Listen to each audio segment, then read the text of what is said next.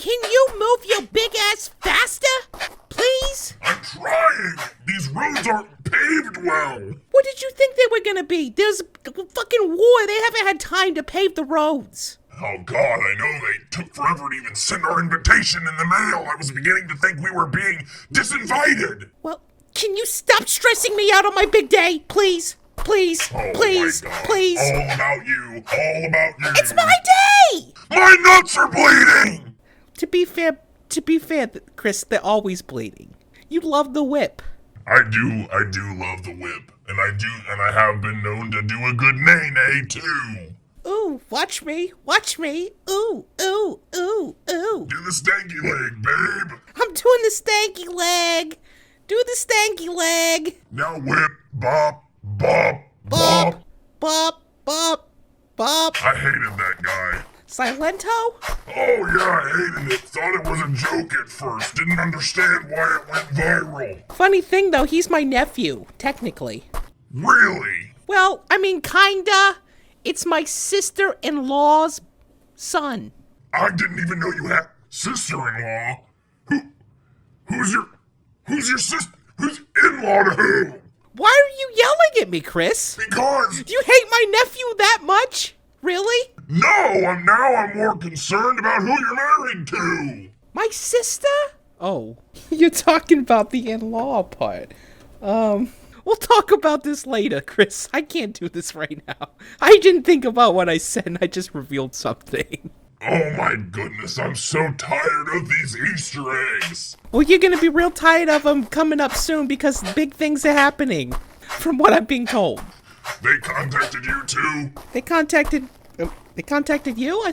They told me we couldn't talk about it. Yeah, well, I mean, we're not supposed to. I mean, technically what we're doing is breaking the NDA, but we have spousal privilege. They can't make us testify against each other. True, yeah. Well, I mean, I don't think everybody should be able to hear it, but if they want to hear it, let them hear it. Sorry if I'm being non-committal. I think I'm gonna do it. Do it then, pussy. What do you mean? I'm not a pussy. Then fucking say what you're trying to say. Come on, cuck. Come on, pussy boy. The people from Big Brother contacted you too, is what I'm asking. Yes, they did, and I'm going to win. Oh yeah, right. Yeah, and you're fucking crazy if you think I'm forming an alliance with you. Oh no. God damn it, no, we are not going to do any sort of pre-game alliance. That ruined Season 22 All-Stars!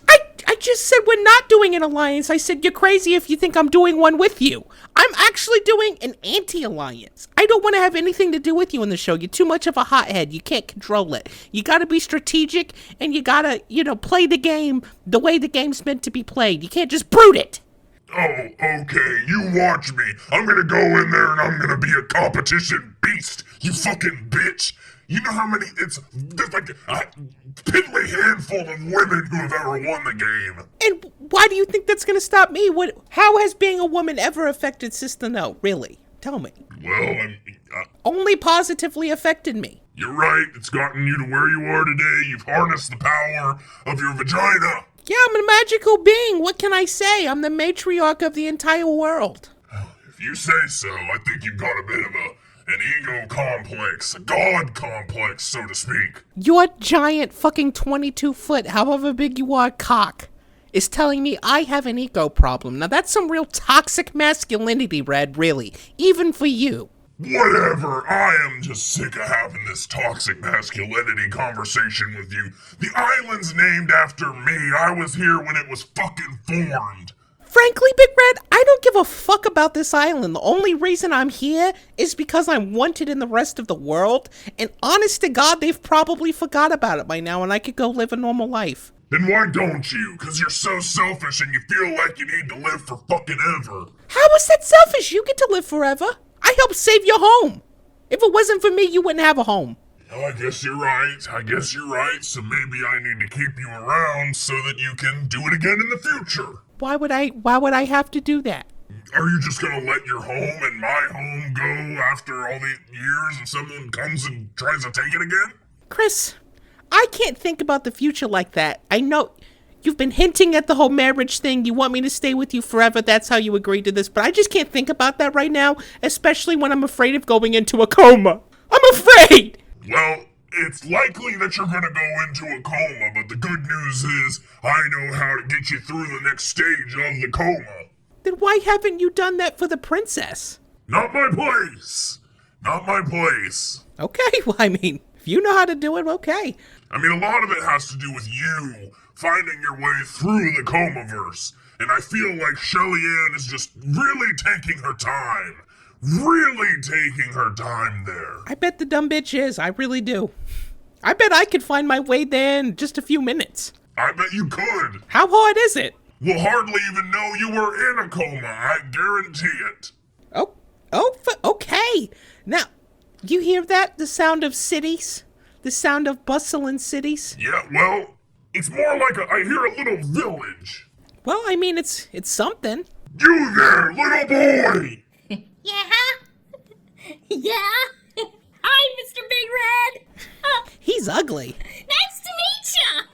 I'm not scared of you no more, Mr. Big Red. Hi!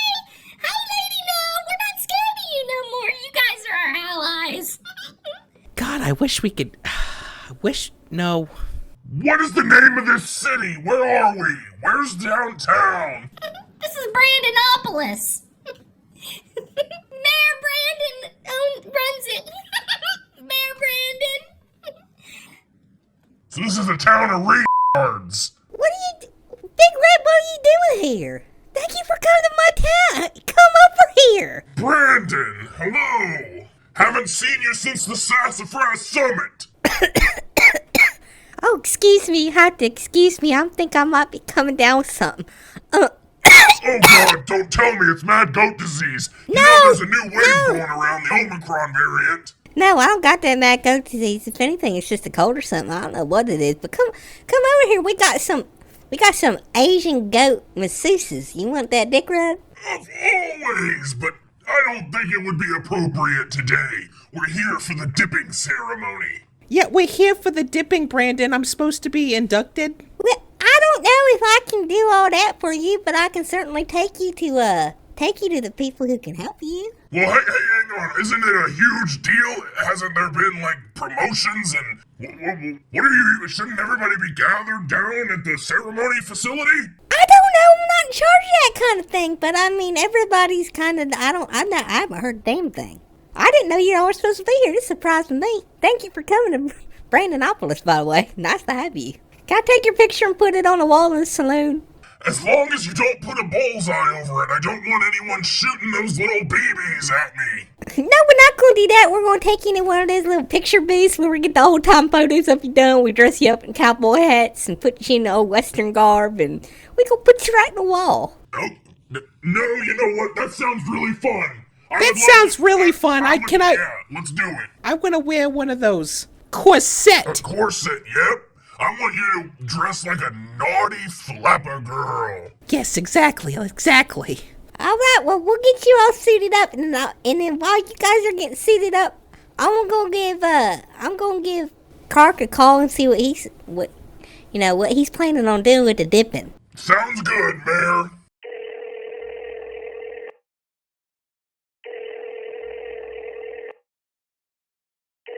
Hello? Clark, this is Brandon from Brandonopolis. Brandon, you don't have to say, this is Brandon from Brandonopolis. Here's a few reasons why. 1, caller ID. 2, you're the only Brandon I know. Oh, what? I'm the only Brandon you know? Yes, Brandon, and you're a member of my family. Of course, you don't have to say, it's me, I know who you are, Brandon, by the sound of your cute little retarded voice. Oh, look. It's just like, I don't know, I'm kind of getting homesick. I'm glad you gave me my own city, kind of outside on the outskirts. And, it's fun and all, but I miss you guys. And how's Sister Marble doing? Well, she's doing well, after she finishes up her work here, the grass craters are open Monday to Friday and then closed Monday through Friday, so she'll be home on Monday. Well, has she said anything about me? She ain't wrote me back in weeks now. The mail carrier quit. Yeah. No more mail, unfortunately. Oh, well, I guess that explains. I ain't got no bills for my city yet, which is good. Clark, we have been making no money. Oh, Brandon, it's not about making money. You guys are just supposed to be living your best life down there in Brandonopolis. That's where we send the goats who are, differently abled and ready to die. It's like hospice. That's why everybody's old geriatric. Or retarded, yep.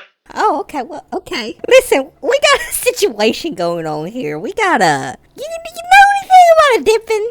Dipping? Like a dipping for immortality? We got Sister No and Big Red here. They're taking pictures right now in our old Western thing. You know that thing I was telling you about setting up? I finally got it. They're taking pictures right now. You got the picture. Beverly, Brandon set up the saloon pictures. Oh, we'll have to go down there soon, Clark. I've always wanted one of those. I agree. Anyway, did you say Big Red and Sister No are there for dipping? Yeah, if you don't remember him, he's the big old dick. It's Big Red and, Yeah.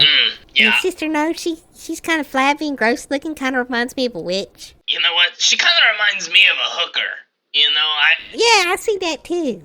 I don't know why, she just seems like somebody who has a lot of sexual history. I mean, she tried to have sex with me. I wouldn't even touch that. That's gross. I wouldn't touch her with a 10-foot pole, even if she were my mom. No, but listen, they're taking pictures right now. They're asking me about they're kind of pissed off because there ain't no, ceremony going on. Ceremony? Oh my god, this has to do with the goddamn dipping ceremony. Alright, Brandon, we're gonna get in the presidential ATV and head over there and try to take care of this, okay? Just stall them, okay? Oh, I try my best, but they're already dressed up. They're asking me for a picture. They're waving over to me to take their picture. Well, you go take their pictures and just tell them that the set takes, you have to sell it in a set of 10 photos with 10 different poses and costumes, and by the time they're done, we'll be there. Okay, I can do that. Alright, good job, Brandon. Thanks, Clark. Are you guys ready to take your picture? Yes, we've been waiting for you to come over for 5 minutes, but you've been on your fucking phone! You didn't have to talk like that to me. I don't know what I did to you, Big Red. Sorry, I'm just stressed out. And frankly, I'm put off by how rude everybody's being at my girlfriend's dipping ceremony. Listen, we're not being rude. This is a town of geriatrics and handicapables. We are trying our best to survive. This is for the retarded and the elderly. And you're being ageist and you're being fucking disabled. Sorry, I forgot that this is a fucking safe space. We voted for Bernie Sanders here, I'll have you know. Oh, I bet you did. Yeah, and coming up we're going to vote for AOC. That's what kind of place you're in right now. So if you don't like that, then I don't know what to tell you. Just take the fucking picture. I've been wearing this cowboy hat so long, I'm gonna have a ring on my cock. I can't barely breathe in the corset. Please, Brandon. She reminds me of that black kid from Malcolm in the Middle. You know that one that's always out of breath and he's in a wheelchair? Yeah, I forgot about him for a second because the show is seemingly forgettable, but you're right. Stevie. She is just like that kid. I think his name's Stevie. I'm going That's exactly how he talks. to pass out. No, you breathe like that. Oh, god damn it, now he passed out. Fuck, you can't make yourself hyperventilate like that. Now we gotta fucking wait for him to wake up. Please. Undo my corset. I told you! The last picture was good, Brandon! We don't need another! She liked it! I want it framed now! We don't need to buy a whole package. Okay. Well, I just thought that maybe you would want the keychain. Hey, now, let's get everybody calm down. President Clark County's here. Thank you, Brandon. Thank God, Clark County. What the fuck is going on here? Where's my celebration? Oh, hey, Sister No, sorry about that. Yeah, so we just kind of forgot about the celebration. You what? You forgot about myself? What? You forgot about me being immortal? No, This was a thing, and I heard the horns. the horns? I know. Well, I don't know. We forgot. Just gonna be frank. We've had a lot of stuff going on over here recently, but I promise. What kind of shit could you possibly have going on over here in this dumbass little island of yours? Brandonopolis is the best city we've been to here, and that's not saying much. You have no idea how much has been going on over here, Sister No. I mean, if you had any idea, you would just, it would be crazy. So much has happened since the Sassafras Summit at episode 140. Man, 9 episodes, and what happened in 9 episodes? So much. There was a creepy man who, was doing bad business dealings with us, and we had to deal with that, and babies were born. I'm a father now. Oh, well, congratulations. Yeah, thank you. This is our baby, Thumbelino. He's sewed to the legs of a crippled woman. You remember Sister Carissa? Unfortunately, I do. Clark County, I didn't know you were this depraved. I'm happy for you. So do you keep her, turned off or something? Because she has nothing. I see nothing in those eyes. Yeah, she's just ever since we sewed Thumbelino to her. So, Thumbelino had a terrible accident in acid where the bottom half of his legs were burnt off. And so we sewed him to Carissa because we only had one wheelchair. And now Carissa is just talking about how she's nothing more than a wheelchair. And we're like, no, but it's, she's just she complains so much, Here, let me give you a taste of it. And like I am trying to tell you, I am more than a fucking wheelchair. I am not just a pair of legs for you to sew your baby to. See, it's all she's stuck in a loop of it. Yeah, that would get really annoying really fast. And honestly, I would probably think about transplanting that kid, because he's not going to turn out well if that's what the shit he's going to grow up hearing. I wouldn't even let my kids watch Harry Potter. Oh, really? Well, that's Satanist. Not that I have any, but no, they wouldn't be watching any of that magic stuff, let alone hearing a cripple's opinions. Yeah, exactly. It's hard to take into account. Yeah, you're right. Maybe we should someday, and that way Carissa could have her identity back. Whatever. But for now it's good. They both live here in Brandonopolis with the other disableds. Oh, really? That's so nice. Yeah, that's where they go. So this is just... He wasn't kidding. This really is a place for disabled and retards. Exactly. Geriatrics, disableds, and retards. I'm conflicted right now because part of me wants to get really mad and be like, where's my ceremony? And say, Big Red, why the fuck aren't you standing up for me? Why aren't you fighting him? What's going on? But no, it's okay. It's okay? Yeah, it's okay. I've been doing fucking therapy. I'm trying to get better at it, Big Red, for fuck's sake. Dr. Xavier's not a therapist. It's not Dr. Xavier. How many times do I have to tell you? It's his brother.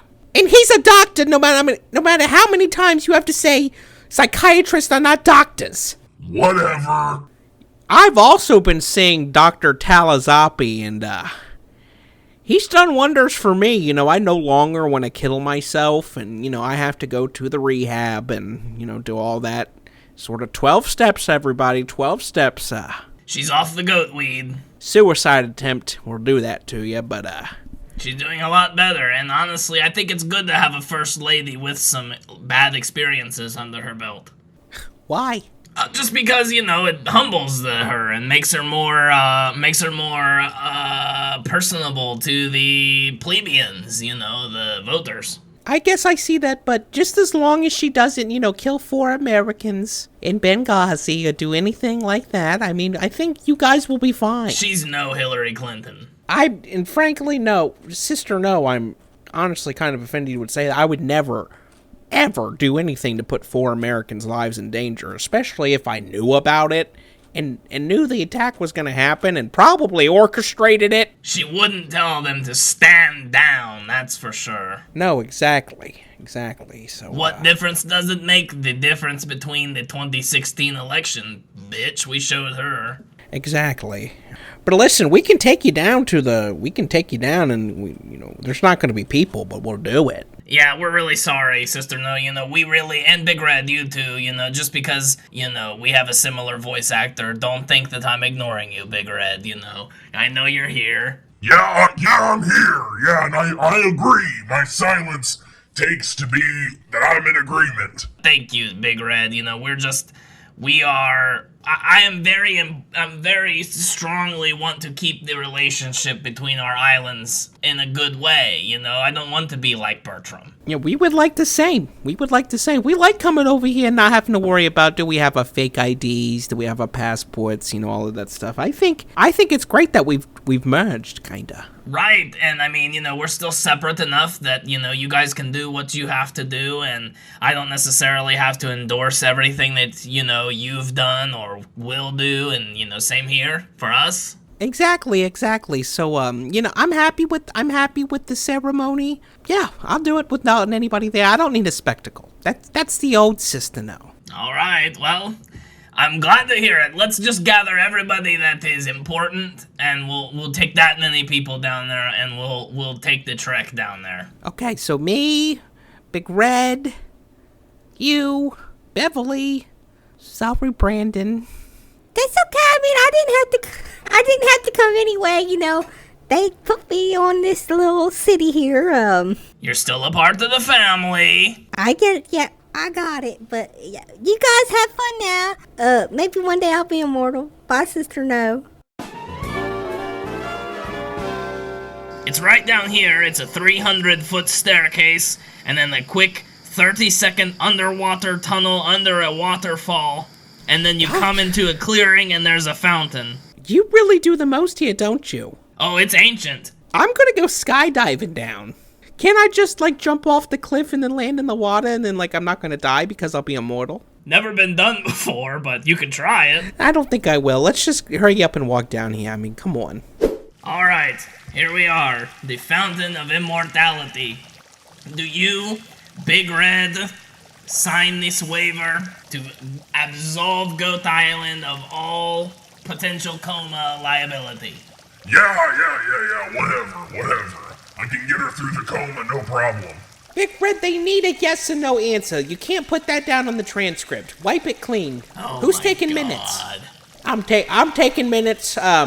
All in favor of Big Red, and God damn it, I forgot about fucking Robert. Let me check Robert's rules real quick. Oh my God. Robert has, you know, he tried to make rules to make meetings easier, but all he did was make them more complicated by having people have to have reference books to run a fucking meeting. You run the meeting you want to. I'm done doing the minutes. I'm no longer an important character here. Beverly, don't say that. Maybe not in this one scene, but you're the secondary lead. See you later. All right, Sister No, you ready to be dunked? Big Red, does my makeup look pretty? I'm gonna look like this forever, aren't I? Like, it's gonna, like, preserve me? Yeah, I mean, you're going to stay exactly like this forever, same outfit. I mean, you can change, but, you know, most people don't. Like, when I wake up in the morning, I'll just have the same outfit on, or even if I changed? Well, you can take it off, but it's just like, you know, you're like a cartoon character. Okay, yeah. Okay, I'm ready. All right. Okay, I'm gonna be in a coma, but it's gonna feel like nothing. You said just find your way out, Big Red, right? It's gonna be right there. Yeah, it's like a mirror world where everything is reversed. So just find this cave and get back into your body there. Well, that's perfect because I always beat you in mirror mode. You never mentioned this, so we're good. Mario Kart. All right, Sister No. Here you go. I'm ready. Let's do it. By the power vested in me, I hereby grant you dunking immortality. I grant you dunking immortality. Sorry, are you alright? Why isn't anything happening? I don't know, Big Red. Well, I don't know. It's not my fountain. Why isn't it happening, Clark County? I don't know. Let me try again. Dunk me again, please. By the power vested in me, I grant you dunking immortality! I'm holding her under until the bubbles stop, but just to see if that's what it takes. Let her out! Are you alright?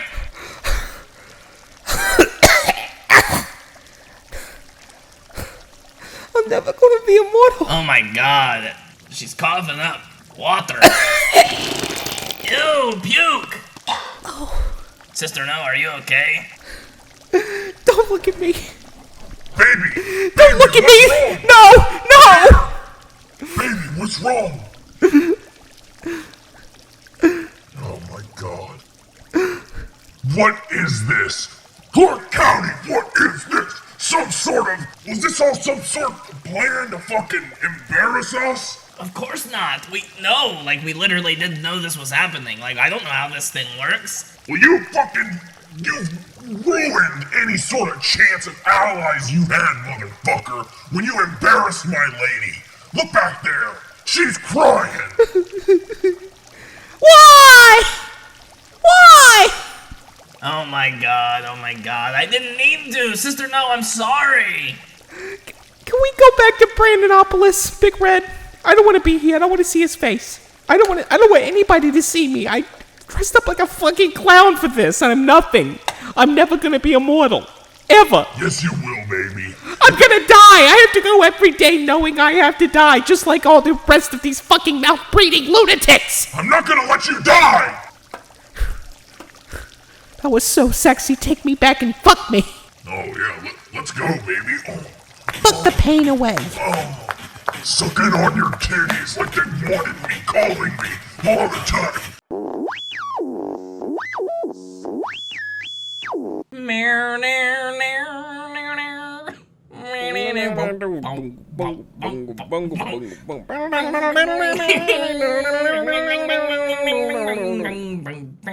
You know, folks, hello and welcome to MOATAIF. This might be the last time we get to review a new Jackass film on MOATAIF. You said you think it's the last time? It might be the last time we don't have anything officially confirmed for a new Jackass movie. True. But did you know there's a new Jackass series in the works at Paramount Plus? Yeah. With the new people? It hasn't exactly been confirmed who's on the cast, but it's assumed that, yeah, it's going to be probably the new cast.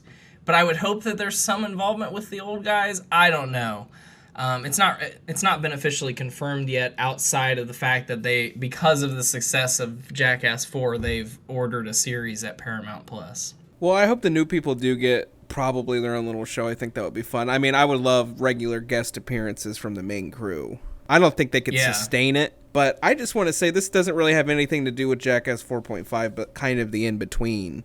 Is after Jackass 4 came out, Steve-O went through this whole phase where, leading up to the movie, he was interviewing all the old cast on his podcast. Mm-hmm. And then probably a week or two after the movie came out, he started interviewing the new cast. And he said something that really bothered me. Really? He was talking to Poopies, I believe, and he was like, yeah, dudes, you guys got paid nothing, and that was intentional because we thought, the best people to get for Jackass are fans of Jackass because they're going to want to be in it anyway without nothing, dude, but you got to make your own, dude. And he's like, Steve-O really thinks he's like a business person now, and it's so fucking cringe to me because he tries to give advice to everybody that comes on his show. Ew. Like he had Frankie Muniz on, which is random because of the. Oh my god, that's so random. Yeah, apparently this is a thing. You remember hearing that Frankie Muniz didn't remember Malcolm in the Middle? Yeah, I have heard that about. Is it a rumor? Apparently just utterly not true.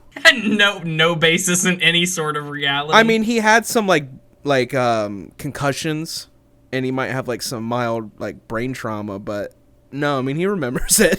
That's weird. He's just I just have sometimes trouble remembering things day to day. Weird. Just weird things it probably stemmed from somebody some cringe nerd went up to him and he's like, in Malcolm 403 when Malcolm exactly. said that his best friend was Clarence, why did he say that? Because in Malcolm 202 Malcolm says that his best friend is Dewey.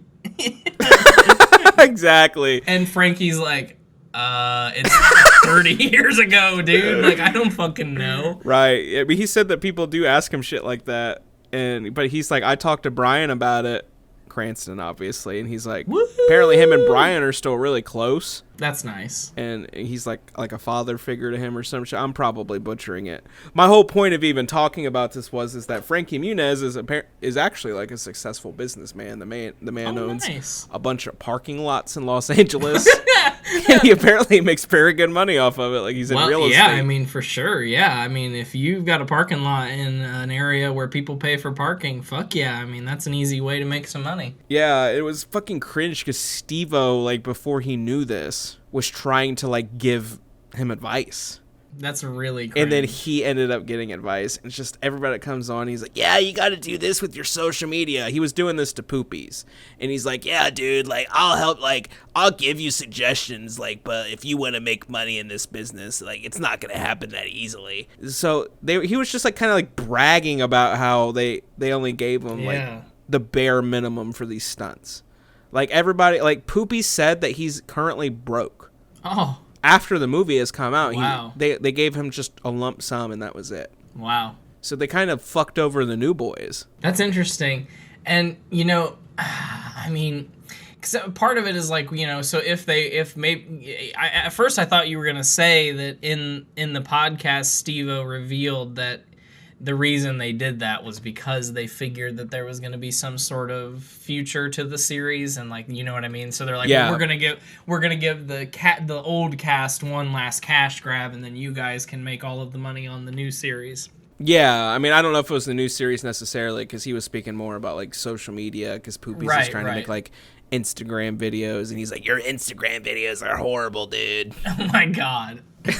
And it's interesting because, like, so I've seen like ads, you know, since the movie got put on Paramount Plus, and now that Jackass 4.5 is out, so I keep seeing like ads and articles about the movie, and a lot of the comments are from people. I mean, there are obviously people who like it and are fans of the series, but then there are some people who are like, there's like an overwhelming majority where they're like, aren't they too old for this? Like, so there's a lot of people who are just like looking. So it's weird that Steve-O feels like he's in a position where he should give advice, because a lot of people think of them as cringe, you know what I mean? Like, time gone by, you know, nobody outside of people who think Jackass is cool are looking at Steve-O and being like, that's somebody to take advice from. Everybody who I've shown who doesn't watch Jackass, Steve-O's hot sauce for your butthole, they're like, why? And it's just like, that's like what Steve-O does, is he starts these like kind of like just fucking like dumb merch businesses just based off of his likeness. Yeah. He's like, oh, I have my own hot sauce, dude. Something mentioned in the movie, the Steve-O condom. Yep. And he really fancies himself to be a stand-up comedian. Yeah, Bree went to see him. He's not, Bree saw though. His stand-up, yeah. He literally just tells the same stories over and over and over. He's like, I have a hybrid show where I show the footage and I talk about it at the same time. And like, apparently it's very successful. And well, I'm sure, like, and I would think, like, it's probably, I wouldn't want to see it, but if I did, like, I guess I would, if I went to see Steve-O, I would want to hear him talk about Jackass. So at a certain point, you're going to hear the same stories over and over again. And then at that point, it's not really stand-up. It's more like a one-man show. Yeah, it's not really stand-up at all. I don't think he's doing like any sort of improving. He might be doing a little bit of crowd work. Yeah. And he has like I don't know if you've seen it. Have you seen like the movie he made of it? No. Yeah, I mean, I torrented it. Sorry, Steve-O. You could probably find it somewhere. It's just like, it's all right. I mean, it's footage that you truly could not show in Jackass. Fucking filthy stuff. But it's the same stories you hear all the goddamn time. And I've just really, the more I watch Steve-O's podcast, the more I dislike him. I could see that, you know. I'm glad he got sober, but dude, he's fucking cringe. Yeah. I kind of felt the same way as the more I listened to a long time ago Kevin Smith's podcast that I don't even remember what it's called, but Kevin Smith and Jason Mewes had a podcast, and it started to do the same thing to me, where I'm just like, ugh, these guys are cringe, because they just started to tell the same stories over and over again in different ways, and just forget what they've said in previous episodes, and they're just like doing whole segments where they repeat themselves. Yeah. Ugh. I mean, that happens with a lot of podcasts that you listen to. I've heard fucking Joe Rogan say the same story so many fucking different ways to the point where I'm like, oh, he's embellishing for this person. Yeah. It's so easy to see through it. And, you know, I'm sure we've done it on this show, too, but Oh, absolutely. it happens naturally, but... You just listen to somebody Yeah. for so long, it's just... I don't know. I mean, I don't know. And so, to me, like, these... all, you know, Steve-O being cringe aside, because, like, yes, he absolutely is.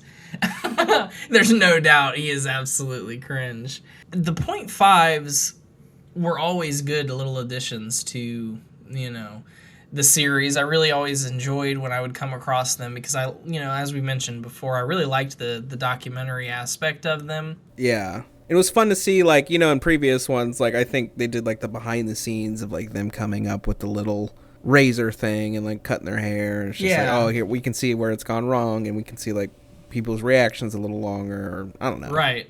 And, you know, I always enjoyed them and, like, just the, you know, the backstage stories and banter and that kind of stuff. And a lot of the times there were funnier parts in .5 than in some of the I agree. original movies.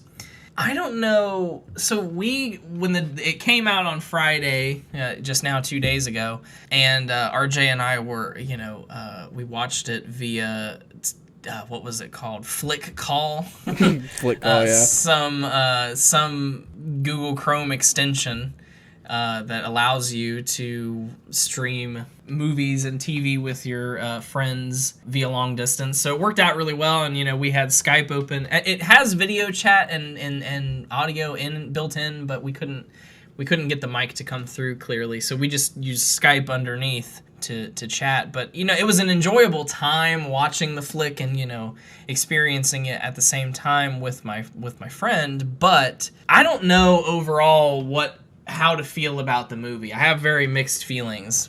I feel like it was the worst .5 they've done so far. Yeah. And which is surprising because I think 4 like might be the best movie of the main series. Right, it's definitely a contender. Yeah, it's definitely a contender. It just felt very like it really felt like they were scraping the bottom of the barrel with the footage. Right, like it's almost like they didn't really get that much more footage. Yeah. You know what I mean? So it's and sometimes, like, we were seeing the same scenes from the movie just with a different person. Like, for example, Wee Man getting the horse semen dunked on him. We saw Dave England get the semen dunked on him in the movie because he had a better reaction. And then in 4.5, they show us the same setup. So, hey, look, we also did it to Wee Man. Yeah, exactly. And Wee Man didn't have really any reaction. He's just like, oh, dude. Yeah, right. And so it's like, okay, well, I can see why that didn't make it into the movie. That's what I kind of had the feeling. I was just like, oh, okay, I see why that didn't make it in. I see why that didn't make. I never had that thought about the .5s before that. No, the .5s for me were always just kind of like, oh man, this is fun. This is just hanging out with the boys. That's where it really felt like we were hanging out with the boys. Yep, you're right. It was a lot more. That's what it was. It was back in the day. In the original series, it was a lot of them just, like, picking up a camera and filming them around, like, just while they're at the hotel, you know what I mean? And, like, or, you know, while they're shooting at something over here, and there's, like, I'm filming with my personal camera, me and Ryan Dunn over here. There was a lot more of that, like, personal quality to it. But now in this new movie with the COVID protocols and it all felt much more, everything had to be, like, much more deliberately planned. It couldn't be really off the cuff, which I think really hurt it. Yeah. It also, and because of the fact that, like, now after all these years later, it's so, like, we're making a Jackass movie, you know what I mean? It's so prestigious, it's so official, it's so, like, hoity-toity, even though, like, it's not, but it is. It kind of is. That kind of was the vibe.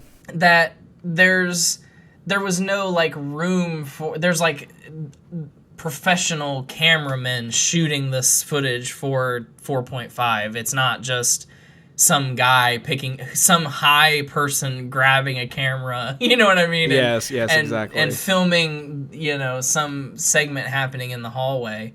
I enjoyed it, though, and, like, you know, I have yet to purchase Jackass 4 for my collection, but, like, I would definitely purchase 4 and 4.5 just to complete the collection. But I do agree with you. I think it's definitely the weakest of the 0.5s. I do have notes here that kind of take us through the whole movie. I mean, honestly, I didn't take that many notes, but I took notes of just really the major moments of the movie or things that we talked about as it was happening. And there wasn't that much, you know what I mean? Like, we had some conversations, but it didn't really spark that much. Like, we just kind of sat there and watched it. You know what I mean? Like, we had comments, but Yeah, you're right. It didn't really spark that much of a conversation. it was just like, oh, and then when it ended, we're just like, all right, well, we'll review it on Sunday. Yep. I mean, like, so it begins instantly with Steve-O wearing his Steve-O shirt, brandishing Steve-O's hot sauce, which, what did you say it's called? Steve-O's hot sauce for your...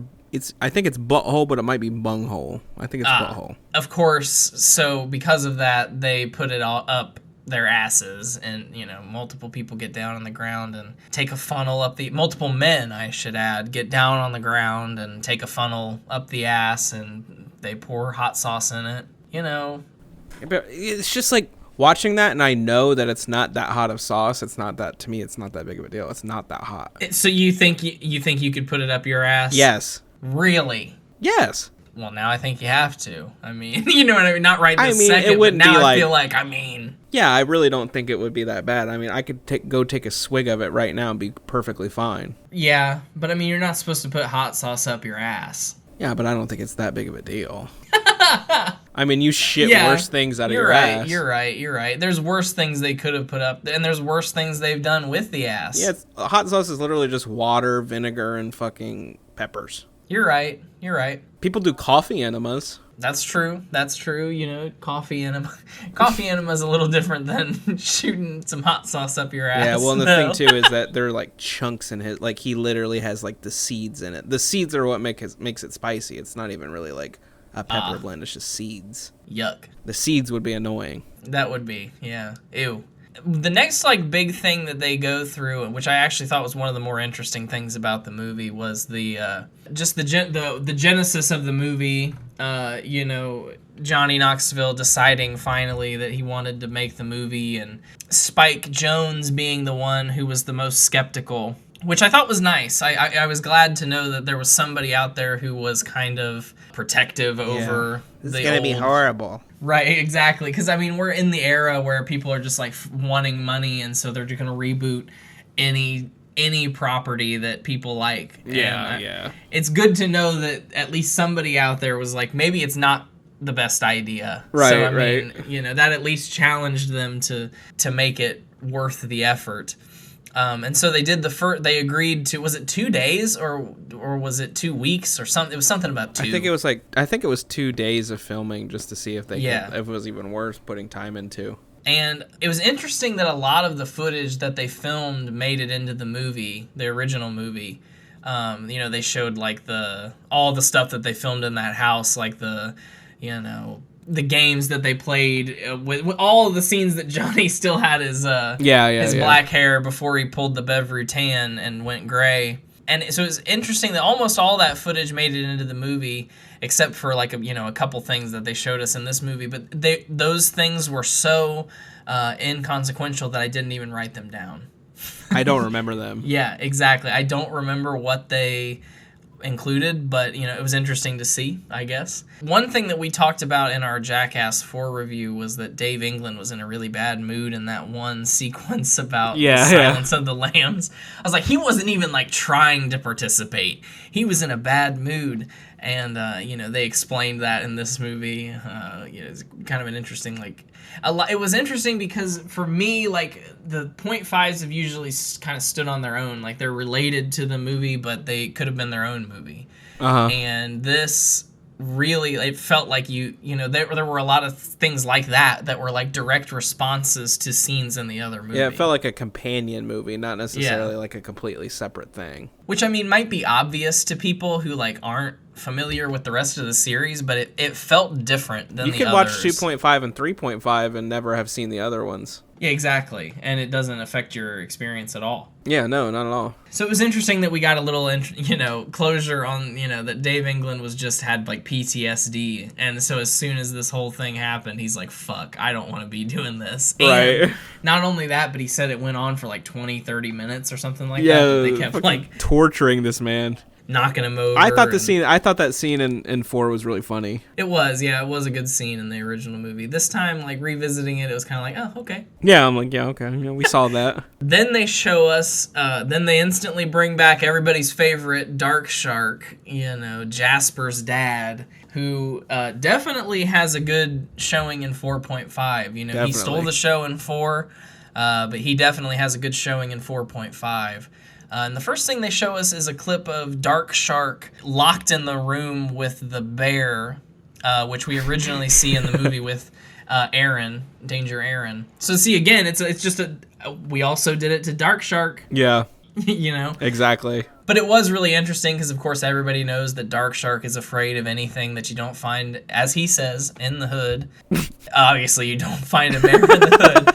And, I mean, it came up and was like, I was scared for him. Like, I really think they went too far. Yeah, that was, it is scary. That bear, both Aaron and Dark Shark could have been mauled. Yeah, that truly, to me, is the scene where I think they went too far out of all of the series. Really? I really do, because it's that you can't fuck with a bear like that. Even if it's domesticated, like the chances of it going wrong, that bear could get set off and could be the nicest bear in the world. At the end of the day, it's a killing machine. Right. Well, and you don't know how Dark Shark's going to react. Like, what if he starts screaming and then the bear gets scared? Exactly. And then, there's all kinds of things that could... And maybe the bear had training to be in movies and maybe it's been screamed at, you know what I mean? That sort... I don't know, but, like, they took a risk. And they really did. That bear, he's hiding behind his flannel shirt, pressing his face up against the door. They and tortured the bear that man. Comes up and starts sniffing his big donkey cake ass and just starts like literally like almost trying to like take a bite out of his big old cake ass. Oh my God. It was pretty funny. Then we go into a segment about the coronavirus. There it is. We had to have it. Yep. We talked about it in our main review. I'm very glad that they didn't, besides like one scene where there was just briefly a mention, a brief hint that there was COVID in the real movie, but this was, they directly, they talked about it. Like, their first day of shooting was March 3rd, 2020. As soon as they said that, I was like, oh, great. Literally can't get any more like ground zero than March 3rd, 2020. Right, for sure. So instantly, breaking down and having to do tests all the time, and they show all of it in the footage. And again, they show us, and this is how it's referenced in the first movie too. They show Eric Andre and somebody else getting blown up in the porta potty that's right there by the COVID testing tables. Aaron, was it Aaron that gets blown up in 4.5? Yeah, I think so. Yeah, I think it was because he was pissed. Yeah. Yeah, he was really pissed. I was just kind of annoyed about all of the COVID stuff because, again, it's just repeated information. I watched a lot of the interviews that everybody did. They went on this huge press run, and I'm watching GQ, I'm watching Insider, I'm watching anybody who's going to interview these boys and seeing what they have to say. It's the literal same shit I've been hearing. Yeah. But I guess I can't expect everybody else to. Well, and not only that, but it's like, it's also the added, like, I am so tired of hearing, like, we didn't know how long it was going to be. 2 weeks, 2 months. Yes. Yeah, it's fucking 2 years. None of us did. We know. Like, we're living it. Yeah, we all collectively. Now, I get it because, in posterity, 30, 40 years from now, maybe we won't still be afflicted with this, and somebody might pick up 4.5 and have no idea how coronavirus. I get it, but come on. Could have done without it. Yes. But they did explain that because of COVID, that explains why there wasn't a lot of man on the street, as they call it, pranking the public, which was, a big part of the original series. So it was nice to have an explanation for that. I guess we could have guessed that. Yeah. Then I got really excited because they brought up and brought back Bad Grandpa, who, only had one scene in the first movie. And at first, there's 2 Bad Grandpa scenes split through the movie. And at first, this one was a little underwhelming to me. I wonder what you think. I agree. Bad Grandpa has some sort of Irving Zisman, by the way. I'm a real fan. I'm not just going to call him Bad Grandpa. I know his name. Irving has some sort of new caretaker, some guy from Craigslist, Probably, yeah. He is doing his best. He seems like a nice young man. And he's trying to take care of Irving as best as possible. And Irving has him take him up to some sort of spa or gym. And they pull the fire alarm. And all of these naked men come running out of the spa. And when the proprietor of the gym comes out and starts questioning, Irving says that his caretaker was the one who did it. And then all of the naked old men start twerking with Bad Grandpa around this man. And Chris Pontius comes out and does Party Boy. Yep, that's right. Yep, and then for no reason, Chris Pontius came out. That's how it happens, yeah. Chris Pontius finally comes out of the gym, and he turns on the music, and then he, as Party Boy, and everybody else who is literally naked. Yeah. I mean, there's like 50 penises. Yeah. 50 of all different nasty old men. Of all different sizes and shapes and ages. Truly. No exaggeration. Not a very good, it was just kind of like, huh. Yeah, I agree. Kind of underwhelming. I agree. It's like, I don't know what I would have wanted more. I still think that, I was still missing an appearance by Spike Jonze as the old lady. I still think I would love that. Yeah, I love the dynamic between the two of them, or even when they had, that real old lady play the grandma. Just there was a lot of stuff there was a lot of things like that I feel like would have been better than what they did, but I think it was just so they just wanted us to see 50 penises, you know what I mean? Okay. Not much to it, yeah. Yeah. I could see why that did not go in the original. Yeah, exactly. Another scene where it's okay, I can see why that was cut, because there was a lot more good footage in the main movie. Next up, we have another deleted scene, which, listen, I guess that's what we were supposed to be expecting, but this time it was a deleted cup test. Danger Aaron's starring cup test of the original movie definitely put him through the works, but apparently they also had a pro bowling woman bowl a strike at his crotch. Like a 15-pound bowling ball or something like that. Yeah, she's like, I use the heaviest ball you can use. I think it was 16 pounds, she said. So she throws one, it hits him in the thigh and then in the balls, and Knoxville's like, no, it's got to be direct. And I think he threw a fit, and then they used a smaller ball because he's like, I can't take another one like that, I can't take another one like that. And I think because she used at least a different colored ball, it could have still been 16 pounds, but I think it was smaller the second time. But that one was a direct hit. Now, I don't know. It was a funny scene. I don't know if, for completion's sake, do you think it should have been in the real movie just because, the rest of the cup test was? I had the thought, but I don't think that one really fit in. They'd have to go on with it for too long to give he got hit this time, and then, we did it again. And I think people would probably pick up on the fact that they used a lighter ball. Yeah, you're right. And you're right. It's kind of tired out by that point. Because, they did include 4 in the original movie. And so by then it kind of takes away the extreme pain of the pogo stick. Yes. Next up, this was one of the shortest clips in the movie, but we had to pause it because we were laughing so hard. It really got me going. Very simple setup. Poopy's on a stepladder with a sledgehammer. I love this one. Poopy's on the top of a stepladder with a sledgehammer. He looks at the camera and he says, "I'll show me," and then with the sledgehammer knocks the stepladder out from under him. And I didn't understand what he said at first, but then RJ repeated it, laughing after he fell, and then I had to pause it because I was laughing so hard because it's just so stupid. It was so stupid. completely unexpected. I think that should have been in the movie. Yeah, that was a good little. Because it's so short, you literally it wouldn't have changed anything. Right. It was, and it really reminded me of the kind of stuff that was in the original series too. Yeah, just really simple, stupid setups. Right, really quick things. It was honestly, it kind of reminded me of something Ryan Dunn and like Bam Margera would have done. Oh, you're kind of right. like this they simple, love doing stupid stuff to themselves. Yeah, may they both rest in peace. Yeah, yeah.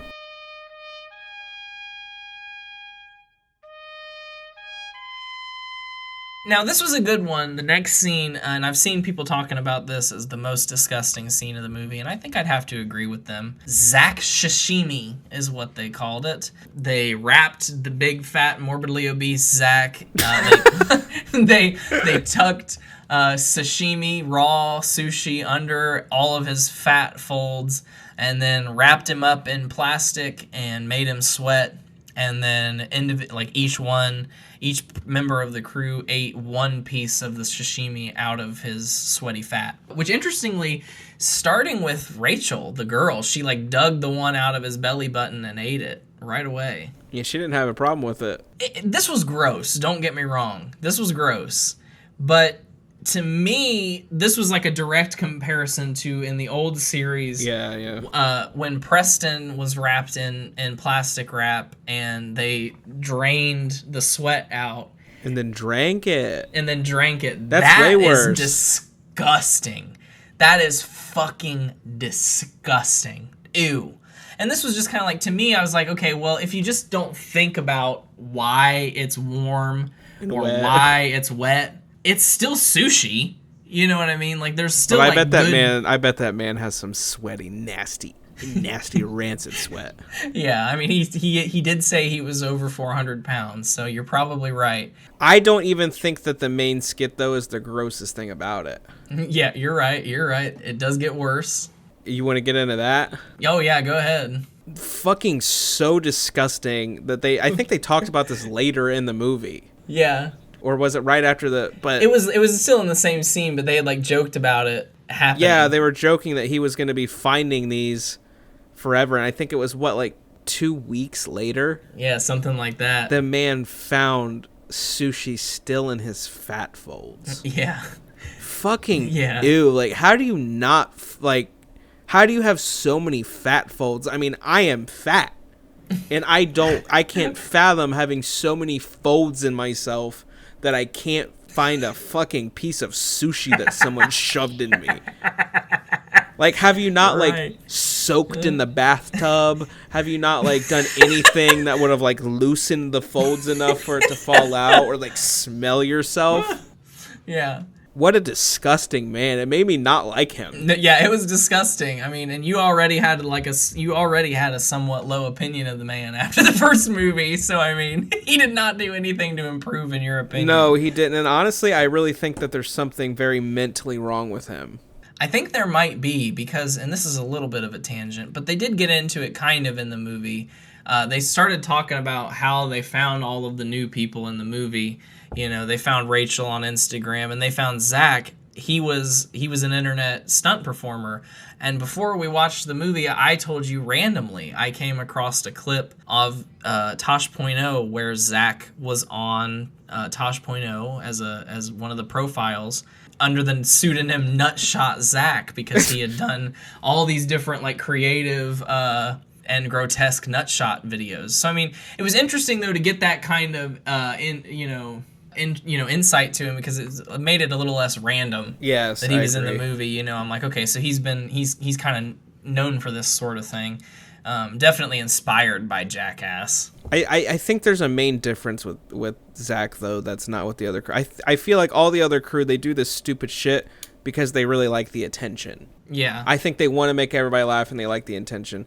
I think that's secondary to him. I think he's doing this to truly self-mutilate. I think he wants to, I mean, he really does not care about his body. Yeah, that's evident. He fucking, even in the clip they showed of him before he was on Jackass, the man strapped firecrackers to himself. Yeah. That's a man who, wants to feel pain. That's a man You're right. He's not happy with himself. He's I'm like not qualified No, to say I any agree of with this, you but there. I really think that he has some mental health issues he should address. I mean, and he's tattooed all over his body, These like disgusting nasty tattoos. Yeah, he does not value himself very much. It doesn't seem. At least Preston Lacey. I feel like Preston Lacey, like he might have he's fat, but he's not like... He's fat like my dad.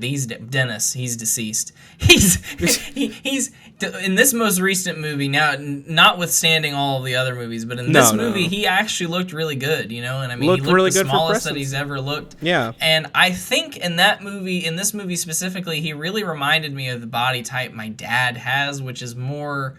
It's definitely fat, but it's not as loose as it used to be. You know what I mean? He seems like it's a lot more like he's fat, but I mean it's condensed. Yeah, exactly. It's not like Zach where he's just blooming out wherever fat can be stored on a body. Yeah, it's like Angry Grandpa, one big pregnant big old belly. gut. Yeah, exactly. That was a tumor. Rest in peace. Yeah. That was perfect. But then they give us what is definitely a better Bad Grandpa sketch. Again, it's another setup where Rachel is now posing as Irving's granddaughter, and she is hiring a caretaker, and she tells the caretaker not to let him smoke, and then she goes inside, to do whatever she's going to do. Now, Irving says, go get me some coffee around the corner. She goes and gets the coffee. When she comes back, he's going, help, help. Completely nonchalant. Help, help. And he's teleported on top of the bus stop in his wheelchair. I truly think that this was the funniest part of the movie. Yeah. I think this was the funniest skit they did. Yeah. It really kind of reminded me of the Carbonaro effect. Like the kind of like... I've never seen it. Yeah, kind of like magic pranks. And he ends up, while he's up there, she's like, how did you, she's like freaking out, trying to call, for help. And then he lights a cigarette and catches himself on fire. And then falls off of the bus stop. Yeah. But while he's up there on fire, she like takes her fucking cup out. And I thought this was so funny. So she has this whole like Hydro Flask of water. Instead of throwing the whole thing up there and allowing him to like dump it on his arm, she takes the cap off and all the way down on the ground tries to like splash water. It doesn't even get anywhere near the fire. This is so funny. And then of course he falls off and the skit ends. But it was it was short, it was sweet, and it was really funny. And I would have definitely liked to seen it in the original movie because we only got one clip of him in the other movie. Yep. I mean, that one was funny too, where they like launch him into the ceiling. Yeah, but it wasn't enough, it was funny, No, it but wasn't. I feel like you need two, and I was glad that this one gave us two, at least it felt like we got enough Bad Grandpa, I feel like I saw what, and with all three things that they did combined, I think they did enough with him, because they weren't doing that much with him. I agree. Next was definitely a really good scene of the movie. We've got the blindfold obstacle race, where they show this quick straightaway. It's completely empty, and then they put the blindfolds on the racers and fill it with obstacles, all kinds of stuff. Cones, pools filled with marbles, sand pits, a literal whole shed. I mean, literally the shed that my goats lived in, like the exact same like kind of shed that my goats lived in, that they just like sat in the middle of this racetrack. And then they, ran the race, and this was definitely a starring moment for Poopies because he just completely ran unabashed. He just with all might. He really wanted to win that. Yeah, he really wanted to win and just failed so boldly, fell instantly, tripped over almost everything.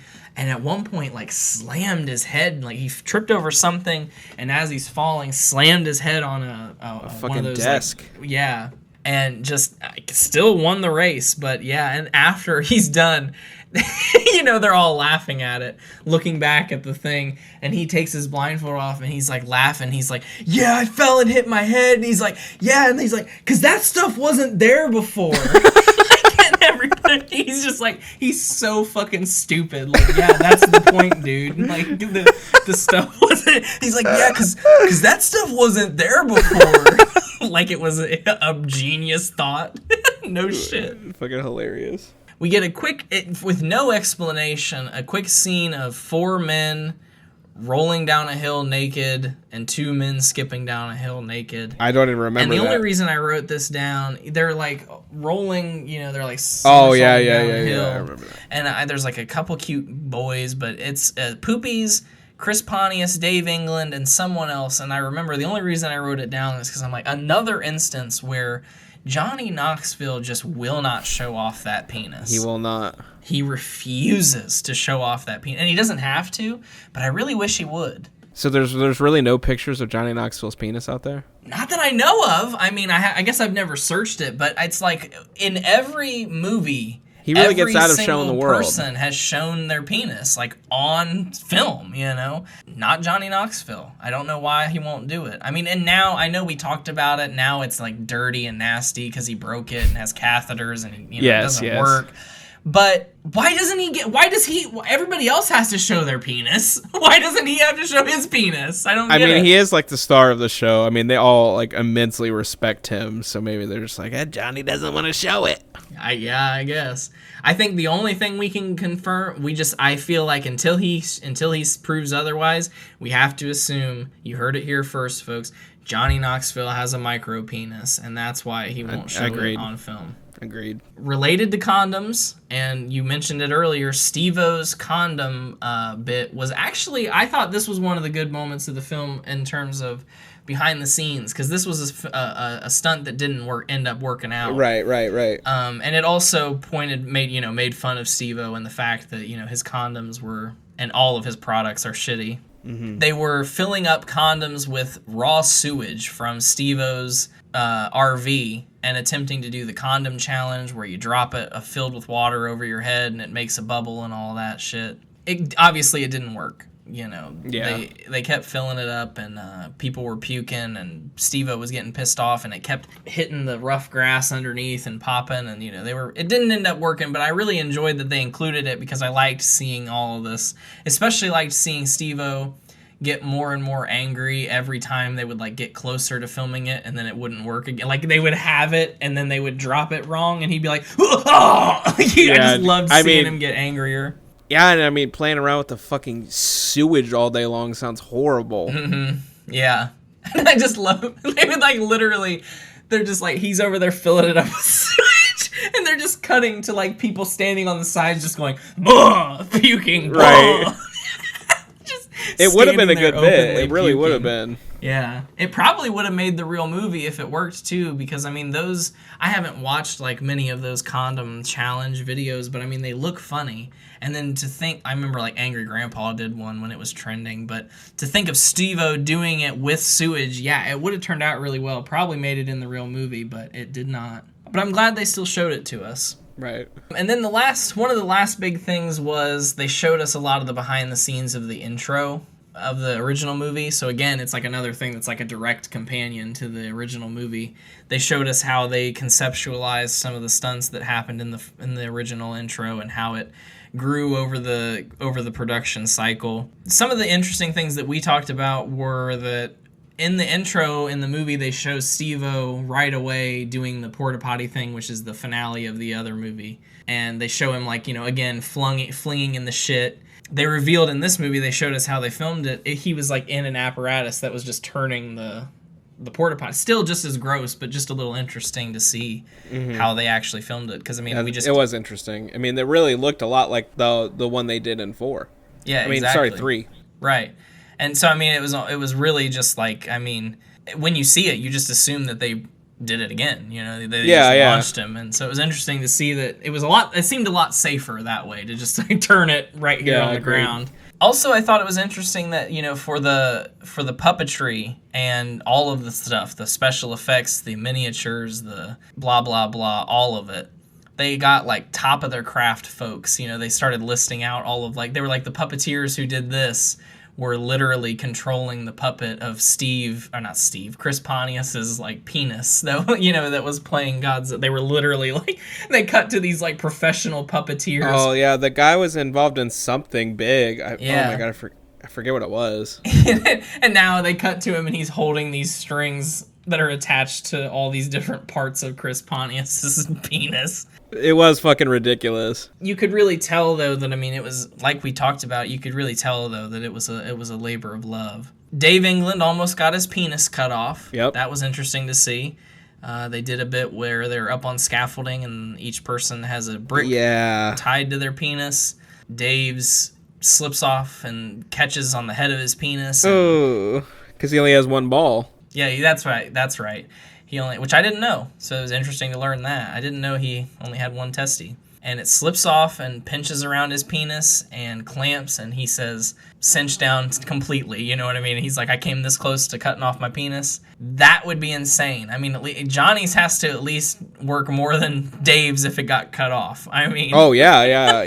I mean, I think he said something along the lines of, like, I think I came the closest anybody can come to cutting off their penis. Yeah. And I mean, he showed it, too. It was bruised and, like, yeah, it was bad. Painful. Glad to see he didn't lose it. And then the last big sequence was they did a skydive prank on Dark Shark. You know, again, he's kind of the star of the movie in a little way. And, you know, he's afraid of flying. He doesn't fly. He's afraid of everything. He's scared, and they're going to prank him into thinking that the plane is crashing, essentially. But essentially it's a skydiving thing. So, I mean, ultimately, how it was funny, though. His reaction was crazy. He's a funny guy. Yeah, I was really scared for Dark Shark during that. Yeah, I remember being like, "Oh shit, he's gonna lose it." Was that the last bit though? Was that the last one? Yeah. Yeah, I remember another one that I thought, I don't even know exactly what I thought of it, but where they had that bird eat shit out of Steve-O's butthole. Yeah. And then they had to eat it off of his balls. Mm-hmm. I just hate Steve-O, I think. I don't know. I just don't like him anymore. I'm just like, ew. Like, yeah. They were, like, shoving fish up his ass to, like, get to get the bird to eat the fish out of his ass. Yeah. And then tying it around his balls. And, like, it was making me cringe. I mean, thinking that, I actually think that bird scene was better than the bird scene that made it into the movie with the vulture doing the exact same thing to Wee Man. I think they did do that, didn't they? Yeah, I think this one, even though it was a different bird, I think this one was actually better than that. I don't know, because I mean, in the other movie, I don't know if I agree with that. Controversial opinion, I guess. Now, one thing I will say, no feces in the movie. So the one thing that the Jackass boys have officially grown out of, it's feces. Well, I can't say that. I mean, there was the sewage. There was the sewage. There was also mentionings of Poopy's not wiping his butt good enough. That's true, but not as much as I would like. Not as much as I would like in the way of feces. They went more the penis route than the poop route. Yeah, they went nuts on the penis route. I mean, there was a lot of penis stuff. And that's another thing. They showed us more of the footage of them playing ping pong with their penises in plexiglass. But again, we saw their penises in plexiglass in the movie. So, I mean, it's like still not a lot of... It's not that much new footage, to be honest. Not really, no. So what would you rate this movie? Because, I mean, I think it's clear it's not a 5-star movie. It's not. If in all honesty, I would probably give it a 2.5, but I'm thinking I'm going to give it a 3. Wow.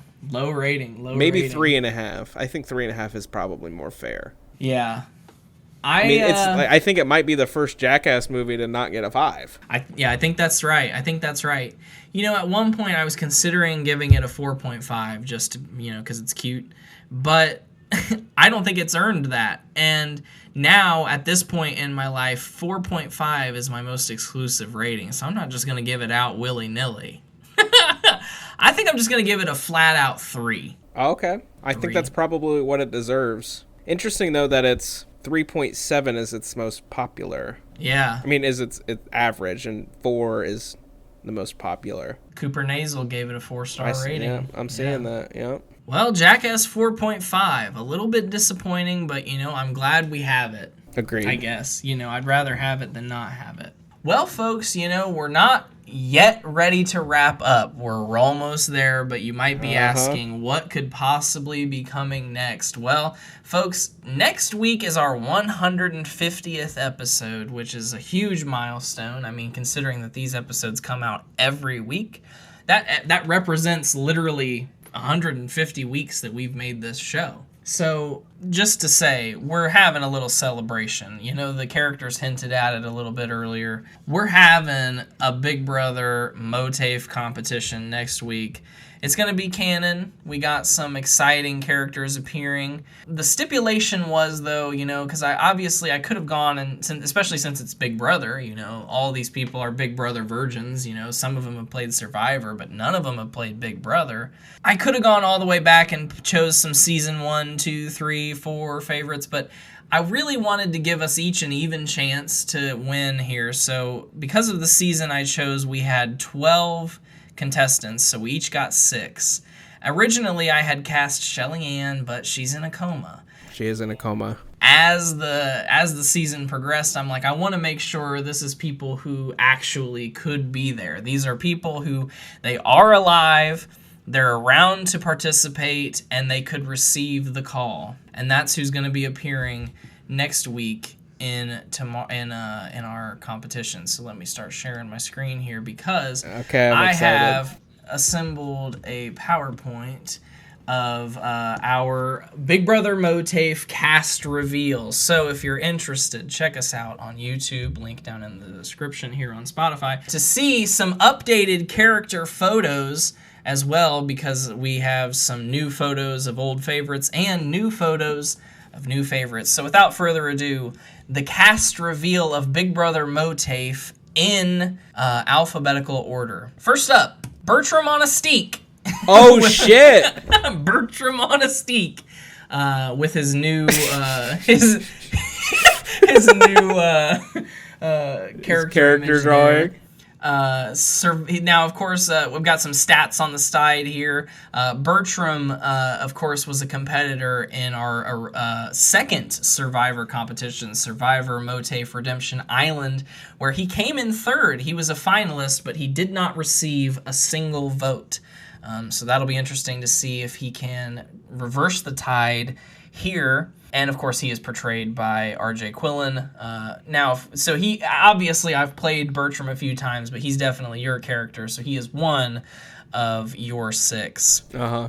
Next up, Beverly Hillbillies. Oh, shit. Beverly Hillbillies is going to be one of only 2 competitors who has competed in all 3 MOATAIF reality competitions, because she competed in our inaugural competition, Survivor MOATAIF Isle, where she placed 4th, and Survivor MOATAIF Redemption Island, where she was the first juror, did a lot worse, and placed 12th.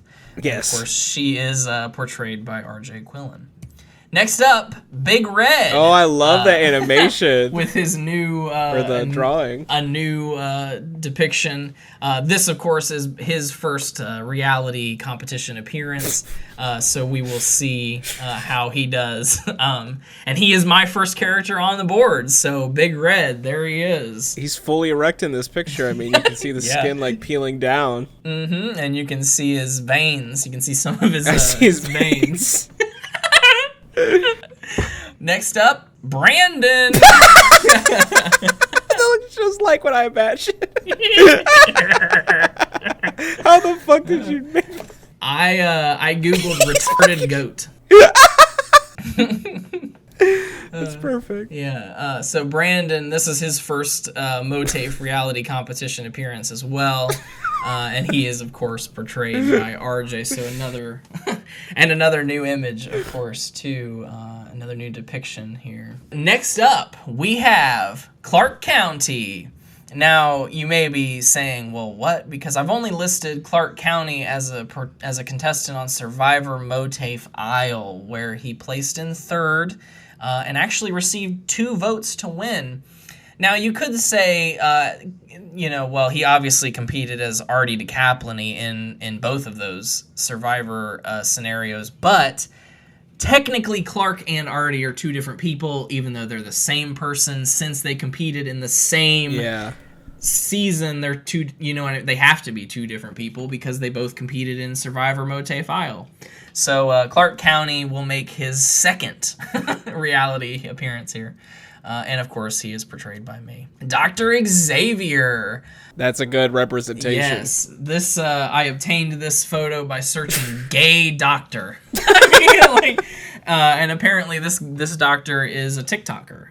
So more power to him.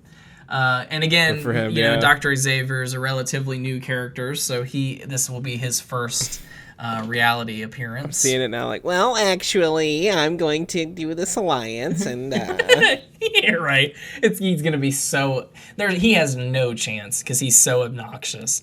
You know, honestly, he's probably gonna be removed from the game for like assaulting somebody, like fingering their ass.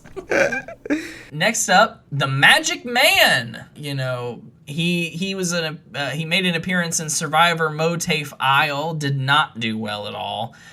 Went out 16th, worse than 16th. Beverly. Yeah, one of the worst places. His updated thing here, though, last time he did not have chest hair, so I thought he looked a little bit. Thought he looked a little better with some chest hair. I see it. Yeah, you know, sure. I feel like he's got to have that chest hair. But there is another one of my characters, Nancy Sachs. I see what you did here. This is literally a composited photo of Nancy Sachs that originally I did a completely Nancy Sachs. I just completely drew Nancy Sachs, and then I remembered that she's a goat. So I literally Googled a photo of a goat, put it over top of her face, matched it to where her eyes were, and then drew the head around it. So this is literally It looks so fucked. a hybrid of Nancy Sachs as a goat. Honestly, one of my favorite things I've ever created. That's so gross. I love it though. Yeah. I'm excited to see Nancy I see the outline of her hair in the exact picture you used. It's just goatified. Yeah, it's literally. I mean, it looks just like her, though. I mean, that's It really does. Yeah, it's scary. I mean, you know, I think it's a great depiction of the character. And again, she's really new. So this is definitely her first appearance, and she is portrayed by R.J. Quillen, of course. We have Sister Carissa with her finally completed photo. The last photo was just a little undone. I was hastily doing it, so now she's finally finished. But she placed 13th in Survivor MOATAIF Isle. She was the first juror then, and she's portrayed by me. Now, originally, Thumbelino was also going to be in the cast, but I just thought that was boring. But he'll be there, obviously, because he's so attached to Sister Carissa. Next up, we have Sister Marble. Oh, hell yeah, she's so cute. There's no way we could do this without Sister Marble, so, 6th place on Survivor MOATAIF Isle. We'll see if she can do better this time. She is, of course, portrayed by me. Sister No, again, she competed as Brenda DeCaplini, but two separate people. So Sister No competed and won 11th place. In Survivor MOATAIF Isle. Obviously, she's portrayed by R.J. Quillen. It'll be interesting to see how she does now that there's a little bit more of an alliance, but we did hear she was not planning to work with Big Red, so we'll see if she sticks to that. And then last, we have Tristan Pinpoint Deal. Can't do it without him. He is the second of two people who will have competed in all three. He is placed 12th and 7th, respectively. However, that's our 12th contestant. However, because we are modeling it after Big Brother Over the Top, which was a CBS All Access exclusive series, there were a few things that were different, and one of those things was that America could vote for two potential returning house guests. Now, obviously, we don't have two people who have competed on Big Brother before, but we do have two previous winners of Survivor. So, America will have the choice in the very first episode to choose between Expect the Unexpected, Julie Chen Moonves, Derry DG Guy, the sole survivor who claimed 8 votes to win in Survivor MOATAIF Redemption Island, which would add another character to RJ's balance. Or America will have the chance to vote the only person who would break the rule, but he is omnipotent. The honorable and omnipotent Sean Gee, who was the sole survivor of Survivor MOATAIF Isle. Yep. Now, of course, he is portrayed interchangeably by both of us, so it would be interesting if he made the cast. It would be really interesting if Sean Gee came and won it. If America voted for him and he came to win it. So of course we will figure that out next Sunday when we simulate Survivor, or fuck, I'm so used to saying Survivor. When we simulate Big Brother MOATAIF. Big Brother MOATAIF, yeah, fuck, I'm like, can't remember what it is, what the hell the title is, but I'm looking forward to that. I think that's going to be fun. Me too, a lot to look forward to. And so, without further ado, folks, tune in next week. We've got a big 150th episode, and we're going to add another reality competition winner to our Wikipedia page. Hell yeah. Until then, folks, stay moat. You people don't do anything.